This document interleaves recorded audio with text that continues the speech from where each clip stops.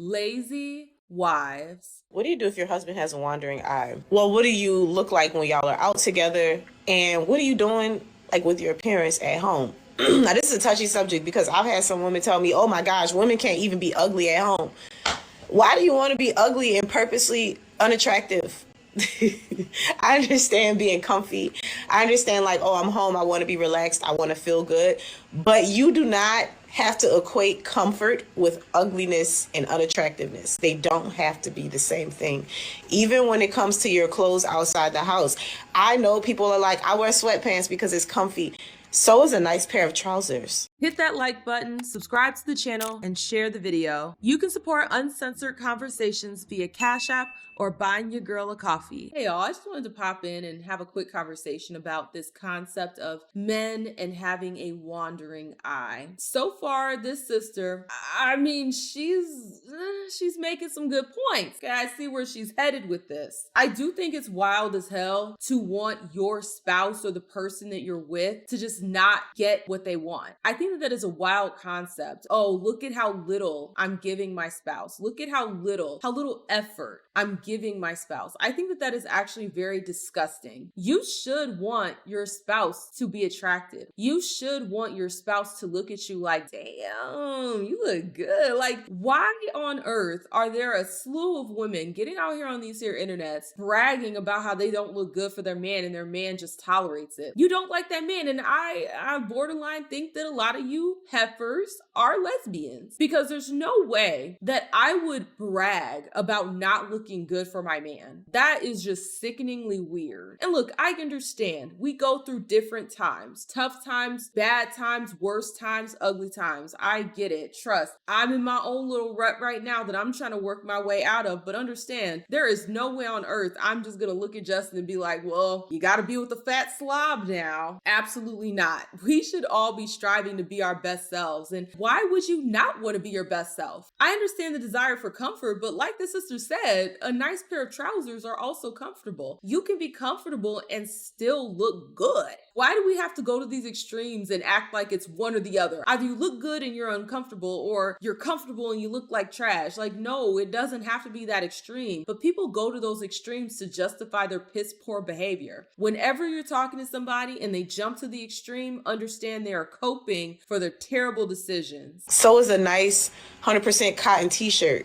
Like, we don't have to wear sweatpants and have our hair looking crazy and have crust in our eyes to be comfortable. We can be comfortable and cute. And so when I asked her this, she was like, well, why should I have to do all of that? That mentality will be the death of us. Well, why should I have to do it? You should want to. Why do you want to be a lazy bum? Like, why do you want to look like you live under a bridge? For the life of me, I will never understand that. Why do you want to look like that? I understand people going through that and looking like that because they're going through something and they have to work their way out of it, but they're actively trying to be better. But you're going out of your way to look like that, be like that. Oh, well, he should just love me for me. Why he can't just love me for, why don't you want to look good for him? That's such a backwards mentality to have. If this is the man that you love, why wouldn't you want to look good for him? You should get off looking good for your man. You should get off looking so good that when he sees you, he's doing the up and down look, looking at the booty, looking at the hair, looking at the thighs, looking at the arms, looking at the face, looking at everything, all the bits. You should get off on teasing your man like that so that y'all can, have some adult time later on. Like, what in the world is going on with these women? It seems like there are a lot of women out here using men as what they call beards. I don't know if there's like a reverse term for that, but usually when there is a homosexual man and he doesn't want to seem like he's a homosexual man, he'll get what is called a beard, which is a heterosexual woman that pretends to be his wife. They might even have kids together, but really she's there to keep the world from thinking that he's gay. It seems like a lot of women have that, but with men. They're closeted lesbians and they don't really care for that man. So that's why they don't mind looking like a mess and not desiring his attraction. Why don't you want him to be attracted? And at the core of it, it's just lazy. Let's just call it a spade. It's lazy. Well, why should I have to do all that? And you mean to tell me that why should I have to do all that mentality doesn't seep into every little thing that you do? That is why if you want to be a successful individual, you need to take care with every single thing that you do. Do not cut corners. Do not take the lazy route, because the more you take the lazy route, the lazier you will be. You will create a personality type that always opts for the lazier option. If you want to be a better person, be disciplined in everything that you do. Start with something small. That's why they always say start with making your bed every day. Be disciplined with that. No matter what, you could be waking up at 10 p.m. about to go back to sleep at 11 p.m. Make your bed. That level of discipline will then permeate into other areas of your life. So I don't understand this mindset at all. I shouldn't have to do all of that. He married me, didn't he? And that's the problem that most of us have as married women. We get married and then we like, whatever, we're married. I ain't got to do too much. Yes, you do. Yes, you do. Because I can say, and the reason that I asked her this first is because I was trying to figure out, okay, well, if you're doing your part, if you're showing up, you looking good, you smelling good, all the things, and he still has a wandering eye, girl, that man got a problem with lust, right? And I'm not saying people are going to look at things that are appealing. You, even as a woman, might find a man attractive and you might glance. But I'm saying if your husband is constantly looking around at whatever's passing by and you are visually appealing and you are showing up, he probably got a lust problem. And you don't, I mean, that's not your issue. And I agree with everything this sister is saying. Absolutely. You can't be mad that your man is looking everywhere, but you're not giving him anything to look at. You can't be mad if he's looking at the next broad who decided to get ready, who put effort into herself, when you yourself are not putting effort into you. How are you going to expect that man not to look when you're not giving him anything to look at? Understand, you should want to be the apple of your man's eye. And the only way to do that is if you're putting effort into yourself. You're looking good. Look, every single time I doll myself up, the first thing I do is walk up to Justin and be like, how do I look? That is one of the first things I do, because I like when he looks at me, he's like, He always tells me to come here. You know, he does a little caress on the booty. I like that. It makes me feel so feminine and womanly when my man looks at the effort that I put into myself and then he appreciates that effort. But if you're mad that he's looking at other women who are putting effort and you're not, you can't be mad. You really can't. Reverse the roles. If your man got overweight, sloppy, wasn't shaving, wasn't doing his hair, was wearing clothes with stains on it, not putting himself together when y'all left the house, and then you saw a fine man walking by who did take care of himself, he looked good, and you start looking at him, well, I mean, your man isn't giving you anything to look at either. Reverse the roles and see how quickly these heifers fully understand your point. Sometimes it's not that he has a lust issue. Sometimes it's that you're not giving him much to look at. And this is we don't want to hear this. We don't, because we want to hear that he loves us as we are. He does love you. He loves you as you are. That's why he's still with you. He loves you. He cares about you. Is he attracted to you though? Because a lot of times we think that because somebody loves us, they have to be attracted to us. No, you can love somebody and be like, I'm not attracted to that person. So if you feel like your husband has a wandering eye and you also are not doing your best to show up as far as how you present yourself, waking up, doing your hair, taking care of yourself, even outside of your actual appearance, but taking care of yourself fitness wise, taking care of yourself what you put in your body, drinking enough water, getting enough nutrients so that your skin looks healthy, you look healthy, your body looks healthy.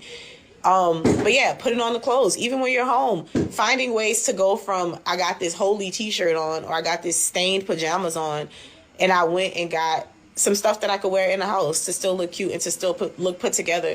Because the unfortunate thing that happens is a lot of times when we get married, women stop putting in the effort in that area. We put in the effort everywhere else. We're cooking, we're cleaning, we're being loving, we're exercising patience sometimes.